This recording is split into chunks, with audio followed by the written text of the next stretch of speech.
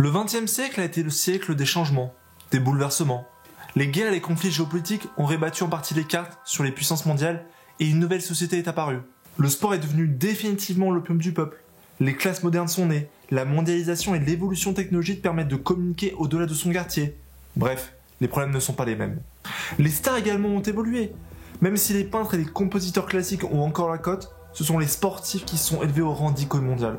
Et la première véritable star sportive du monde moderne nous provient des USA, de Caroline du Nord plus précisément, et se passionnera pour la balle orange. Michael Jordan, fils de Deloris et James Jordan, aura une célébrité jamais vue auparavant pour un athlète et va devenir une véritable people. Il va être accompagné de victoires, de titres, de moments mémorables et surtout d'une culture provenant de sa marque, Jordan. Bonjour à tous, c'est Jean Vagabond et aujourd'hui on va voir la culture qui entoure les sneakers Jordan de son ascension jusqu'à ses côtés sombres. Je vous laisse vous installer confortablement et regarder l'histoire des sneakers portés par le GOAT de la NBA.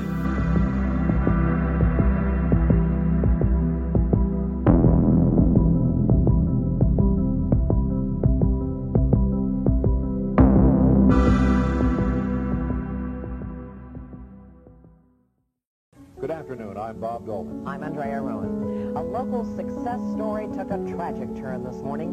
19 juin 1986, les USA sont sous le choc. Len Bias, joueur drafté seulement quelques jours auparavant par les Boston Celtics, est retrouvé mort dans sa chambre d'hôtel. Le joueur, considéré comme le meilleur joueur universitaire de l'histoire, qui a enchanté toute l'Amérique durant ses années universitaires, est retrouvé avec de la cocaïne dans son organisme. Cette disparition tragique et si brutale mettra en lumière les dérives de la drogue aux États-Unis. En effet, depuis le milieu des années 70, les quartiers populaires américains, majoritairement habités par la communauté afro-américaine, n'est que l'ombre d'elle-même et subit le règne du crack. Cette drogue, aussi dangereuse que soudaine, gangréna les ghettos sous l'œil du gouvernement. Mais ces quartiers ne sont pas les seuls à être touchés par le fléau de la drogue. La NBA, ligue de basketball aux États-Unis, peu populaire à l'époque et en déclin malgré l'arrêt de la NBA, est une vitrine au comportement peu professionnel de ses athlètes. Effectivement, malgré l'exploit de quelques champions comme Kareem Abdul-Jabbar, Walt Frazier, Julius Erving ou encore John Havlicek, la ligue est également composée de joueurs au rôle plus ou moins important et consommant pas mal de drogue sur et en dehors du terrain. C'est alors qu'en 1984, un homme du nom de David Stern devient le nouveau représentant de la ligue et prend comme première initiative de combattre toute consommation de substances illicites.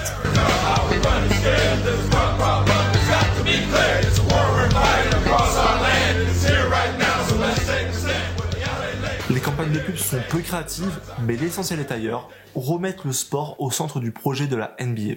1984 est également une année très importante pour le basketball. Comme chaque année, les franchises des différentes ligues majeures américaines peuvent se renforcer grâce à la draft. Le principe est très simple, les équipes choisissent les meilleurs prospects du pays dans le sens inverse des résultats de la dernière saison. Et pour beaucoup, cette draft de 1984 est considérée comme la meilleure de l'histoire de la NBA. Il y avait en effet des Hall of Famers tels que Charles Barkley, John Stockton, Hakeem Olajuwon.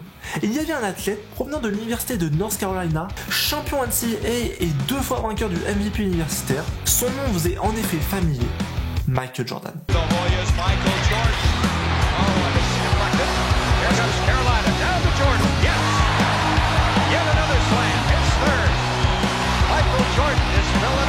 Le natif de Wilmington est un véritable phénomène dans le pays, sans toutefois anticiper une seule fois la carrière et l'influence qu'il aura dans le futur. Il est alors drafté en 3ème position par les Chicago Bulls, une franchise jeune et dont l'histoire reste encore obsolète, les problèmes financiers sont récurrents et l'intérêt de la part des fans reste encore assez rare. Au moment de ce choix, une marque travaille d'arrache-pied dans l'ombre pour s'attacher les services du jeune athlète et ce nom vous est également familier car il s'agit de Nike. En 1984, Nike est une marque bien développée mais dans une situation périlleuse. Elle vient de perdre sa place de numéro 1 dans le pays par Reebok et peine à se renouveler. Pour ceux qui ne le savent pas, Nike est avant tout une marque de course à pied qui fait des chaussures colorées et qui a évité de nombreux fois la faillite de très peu. En revanche, si vous voulez savoir plus de détails sur l'histoire de Nike, c'était au final l'objet de ma première vidéo YouTube que vous pouvez voir juste ici. Pour gagner en respectabilité et trouver de nouveaux marchés, Nike veut s'implanter dans un sport relativement populaire chez les jeunes et se tourne donc naturellement vers le basket. Son objectif est très simple, trouver une icône dont les jeunes pourraient s'inspirer et gagner en légitimité dans un marché dominé par Converse et Adidas. La personne chargée alors de cette mission est du nom de Sonny Vaccaro, un jeune employé dans l'entreprise. Ne pouvant s'implanter chez les professionnels, Sonny s'intéresse alors chez les jeunes lycéens et universitaires afin qu'ils portent leurs chaussures. Ces derniers pourraient alors s'habituer à leur père et continuer à les porter dans le monde professionnel. Michael Jordan, lui, est repéré à la fin de son cursus universitaire. Il est spectaculaire, compétitif, charismatique et il est noir. Sonny en est persuadé, c'est l'homme providentiel que cherchait Nike. Cependant, au départ, Nike n'intéresse pas Michael, lui préférant ses concurrents directs tels que Converse et Adidas. Cependant, Nike a une idée derrière la tête et lui présente son projet au cours d'un rendez-vous. Créer une ligne de vêtements et des signature shoes spéciales Michael Jordan. On ne peut pas se rendre compte aujourd'hui, mais pour l'époque, ce projet est extrêmement audacieux et novateur. Audacieux car on n'avait aucune garantie sur la carrière de Jordan. Bon nombre avant et après lui ont été des véritables stars universitaires sans toutefois convaincre à l'étage supérieur. Et novateur car ces contrats étaient tout simplement inexistants à l'époque. Les lignes de vêtements étaient dédiées exclusivement aux sports individuels tels que le tennis, et les basketteurs, eux, étaient payés par les marques pour porter des chaussures de la marque elle-même. Seul Clyde a eu le privilège d'avoir une signature shoes par Puma. Et le contrat est tout autant lunaire. 5 ans à 1 million de dollars l'année avec une garantie retraite et des royalties. C'était un pari extrêmement risqué, mais à l'image de Nike en fin de compte. Jordan est partant pour le projet, Nike a réussi son pari. Reste maintenant à développer des gammes et devenir des légendes. Et le futur leur donnera pleinement raison. L'objectif de départ était de vendre 2 à 3 millions par an sur 5 ans. Et bien sur cette même période, le chiffre total des ventes s'élève à 126 millions de dollars. Et dès les premières Jordan, l'engouement est totalement présent. Cependant, mettons tout de suite les choses au clair. Les Jordan 1 n'ont jamais été bannis par la NBA, en tout cas pas tout à fait. N'ayant eu que très peu de temps entre la draft et la Summer League pour créer une Jordan 1, Nike va dans un premier temps donner des air sheets aux joueurs des Bulls. Le principe reste le même, c'est une chaussure montante avec un swoosh et exclusivement composée de rouge, de noir et de blanc. C'est peut-être un détail pour vous, mais je trouvais extrêmement important de le rappeler. Malgré tout, cette paire fait donc fureur au sein de la ligue, que ce soit auprès des fans qui sont en extase devant cette paire si différente des autres, mais également devant David Stern qui n'apprécie pas tellement le fait de porter ces chaussures de couleur qui vont à l'encontre du règlement. Une amende sera alors adressée au joueur qui sera payé par Nike et la paire sera alors interdite. À ce moment-là, Monsieur Stern a donné une vitrine incroyable pour la paire. Nike saisit l'occasion, se met dans la position de victime et sort déjà une publicité légendaire.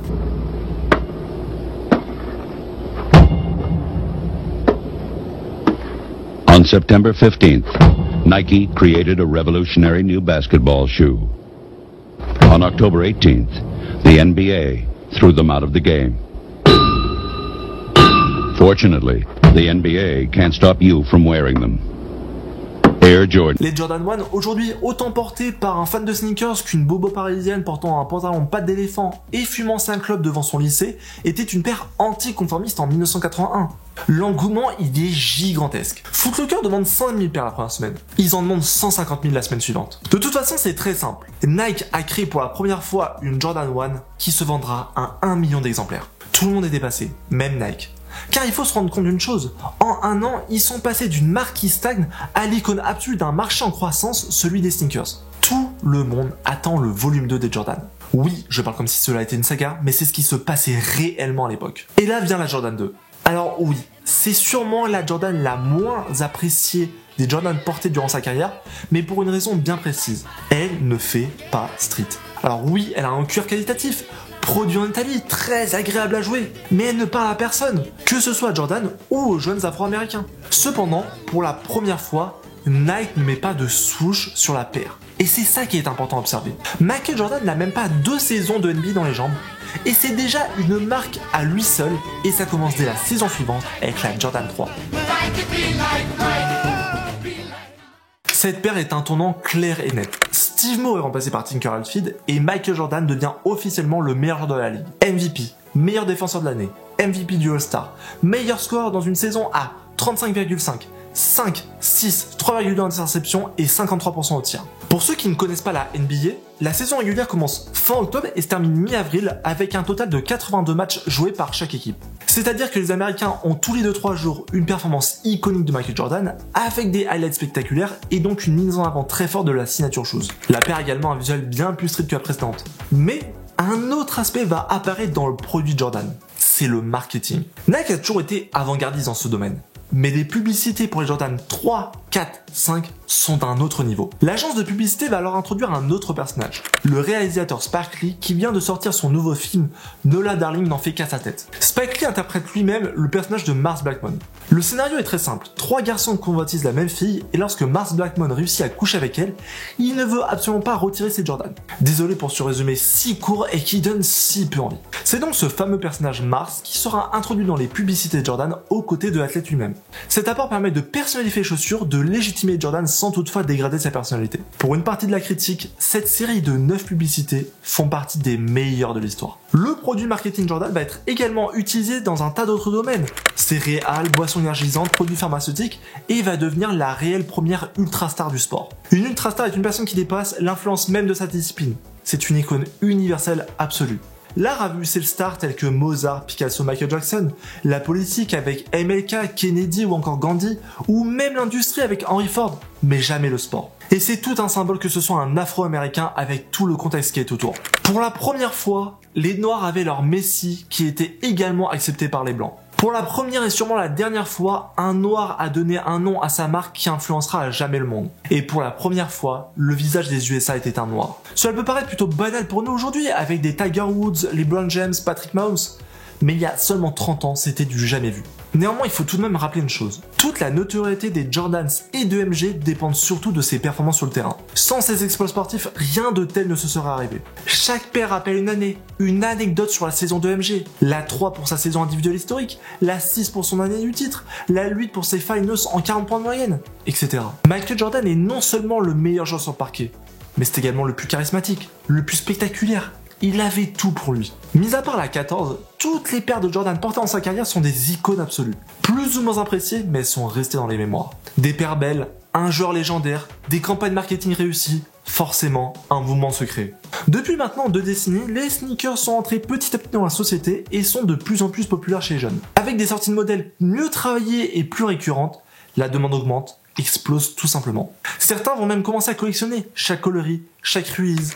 Toute paire de Jordan entre la 1 et la 13 est un potentiel objet de collection. Et étant donné le prix des paires déjà très élevé à l'époque, 150$ en moyenne, et les quantités qui permettaient en aucun cas à chacun d'avoir sa paire, porter un de ces modèles devenait alors un marqueur social très fort, d'autant plus dans ces USA où les inégalités entre les individus sont incroyablement élevées. C'est alors qu'on peut aborder une face bien plus sombre de la culture de Jordan. La passion entraîne des actions insensées. Si à la base porter des Jordan était valorisant, cela peut devenir dangereux, voire même mortel. Effectivement, dès 1989 et jusqu'à encore aujourd'hui, certains jeunes se sont fait agresser, voire même tuer, dû à la jalousie de leurs voisins. La question dans ce cas-là est qui est le réel responsable? Et il y a 2 choses à voir dans ce sujet. D'un côté, on a la frustration de ne pas avoir des Jordan et de l'autre, on a le fait de tuer. Tout le monde s'accordera pour dire que tuer pour une chaussure est absurde, insensé, proche de l'irrationalité. D'autres iront même jusqu'à dire que c'est la culture noire des ghettos qui est souvent reliée à la violence qui entraîne cela. Il y a évidemment une éducation à faire sur la violence. Mais il faut rappeler qu'en 2005, il y a eu également des débordements pour la Nike Dunk Pigeon, une époque où les Dunk SB n'étaient pas aussi populaires pour une paire de skateboard historiquement liée à la culture blanche. C'est là où le rôle de Nike et Jordan peut être mis en avant. Jordan, c'est une marque qui ramasse plus de 2 milliards d'euros par an et l'athlète reçoit plus de 100 millions à l'année. On sait tous ici que même si Nike augmente les quantités, il y a une politique de rareté et de frustration qui est mise en avant. L'application SNKRS en est un parfait exemple. Le mode de sélection change en fonction de la popularité de la paire et on est tous derrière à attendre notre téléphone une réponse d'un algorithme dont on ne connaît même pas le fonctionnement. Les meurtres liés à des Jordan ne datent pas seulement des années 90. Encore en 2019, une jeune adolescente s'est fait tuer pour apporter un modèle rare. L'entreprise a créé et utilise la symbolique de Jordan pour nous faire consommer. Elle est donc en partie responsable sur l'action des personnes. Si aujourd'hui, Nike est capable de rompre un contrat avec Kyrie Irving pour des propos antisémites, elle est également capable de condamner ses actes et d'adapter sa stratégie de vente. Soit, ce n'est pas dans son intérêt de surproduire pour dévaloriser la marque, mais on est tous unanimes pour dire qu'aujourd'hui, il y a une réelle différence entre la situation actuelle et la surproduction. Et cette vidéo tombe à pic suite aux événements de la Air Max 95 Cortez il y a une semaine. Je tiens à indiquer aux personnes en dehors du mouvement, cela aurait pu tellement bien se passer. Allez voir les contenus des médias comme Camino TV et Non le Parisien et vous aurez un point de vue différent. Si les personnes se sont comportées comme cela, c'est que le contexte autour a influencé et que l'organisateur voulait voir ces images. Si on veut que cela se passe bien, cela se passera bien, sans aucun doute. Jordan, c'est un nom, un athlète, un souvenir, une marque. C'est 14 modèles qui nous rappellent pour chacun une émotion. De modèles légendaires à paires sur côté, il n'y a qu'un pas. Et débat il y aura. C'est une marque qui pourra vivre seulement de son passé et qui réussira à raviver la flamme dans le futur. 1, 3, 5, 11, peu importe votre modèle préféré, on est avant tout des amateurs de sneakers et de basketball. Je ne suis pas là pour faire la morale, la vidéo ne fera sûrement que 100 vues. Mais ne vous faites pas dépasser par vos émotions lorsque vous n'arrivez pas à copier la prochaine Travis Scott. Voilà, j'espère que vous avez aimé la vidéo et allez voir Air Jordan, l'histoire d'une basket culte. Toujours un petit 1 pour la culture. Allez voir également ma chaîne TikTok, ça me fera toujours autant plaisir. Et qui sait, il y aura peut-être une autre vidéo.